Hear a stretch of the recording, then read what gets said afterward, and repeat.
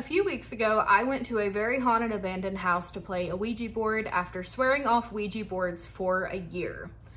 I decided to break off this swear because my husband decided that he wanted to play for the first time and I didn't want him doing it by himself, and we had 2 other friends that were interested. So here we go, off to my family's haunted farm in a very haunted house that has done nothing but tormented me with every ounce of being that it has. So while I have uploaded that footage already, I just wanted to do a little story time because I've had a lot of questions here and on TikTok. So I'm just gonna start right at the beginning, and like I said, this footage is up, so if you wanna go see that after or before you watch this, you are welcome to it. I think there's 26 minutes of footage. Now, before I get started, I do wanna let you guys know I'm gonna be referencing a certain entity that is just known to be around a Ouija board or a spirit board. I'm not gonna say his name. If you guys want me to do a breakdown of the spirit or this entity, I don't think it's a spirit, but I will happily do it. I think I would rather you guys find out through me because I know how to not attract it, essentially. I deep dived into research myself a few years ago after my first instance with this thing and found out very quickly that even reading his name can attract him. But while I was doing that, I did find out a lot of knowledge on him. I've learned a lot through having a lot of interactions. So if you guys would like that video on him, I can do that. And if you guys also would like a video breaking down all of my experiences that I and my husband have had with the Ouija board, because while he has never played with me, this entity has been very obsessed with my husband. So it's no surprise when my husband played of what happened. But you know, if you guys want those 2 videos, just let me know. And let's get right into it when we first arrive to the farm.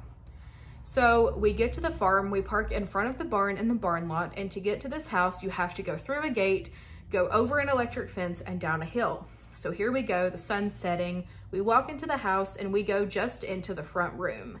This house is falling apart. My dad planned on tearing it down this year, time got away from him, and he's gonna be doing it next year.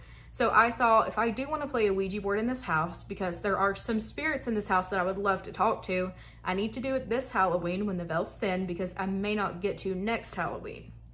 So here we go.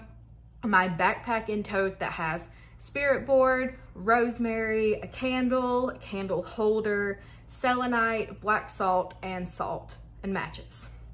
So I'm unloading all of this. We find a broken desk that we clean off and put the spirit board on.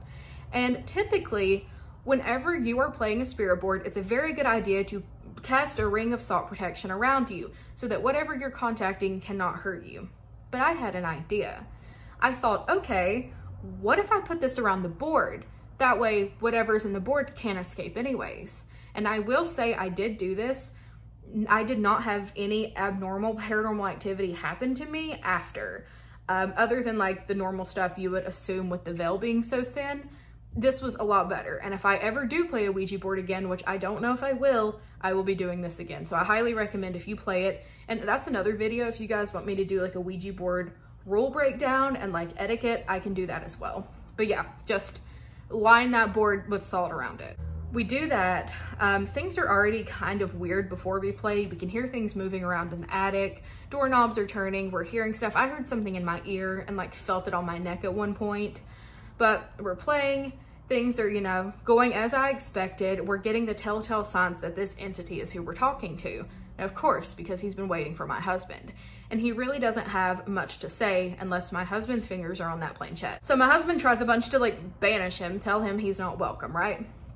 So we think we got rid of him and we start having this very intense conversation. So it started off, I was like, you know, it was moving around weird and I was like, this is you again.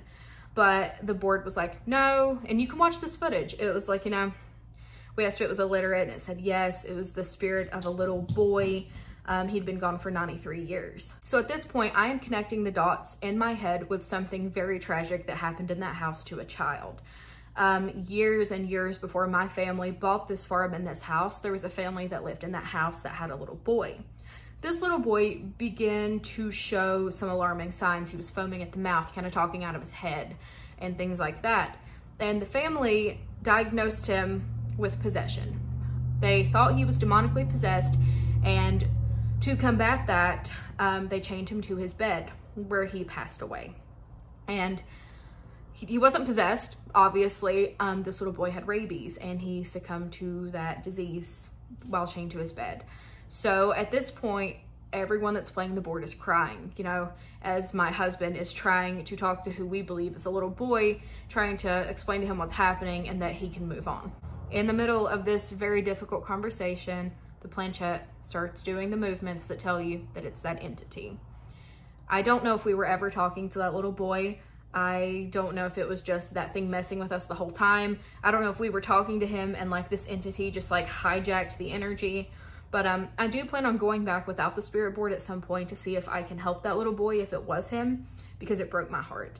But we, out of anger, my husband was very angry at this point. He does a big banishment and nothing serious really happened after that. I did forget to mention that while we were playing, a dark figure was darting back and forth the window, like to my left, and everyone in the room saw it. There was also fireflies that one of our friends kept seeing. There were no fireflies and none of us saw it, but that one friend kept seeing fireflies.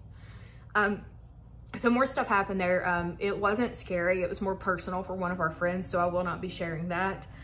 But that is, you know, pretty much where it stopped. The conversation with the little boy was very tough. We did a cleansing of the room before we left, and we left little protection sigils and salt on that desk, and we picked up everything and left. Always, always, always, and like I said, I can do the videos if you guys would like. Do your research before you touch these boards, because if I had known anything about casting protection or knowing anything about this thing that just lurks around this board, maybe he wouldn't be attached to me. The first time I played it, I had no idea that I needed to set up protections or anything like that, and this thing attached to me, and that happened, I believe, in 2019, and he has not left me. So that is that. Let me know if you guys want those three other videos that I offered, and we will chat very soon. Bye.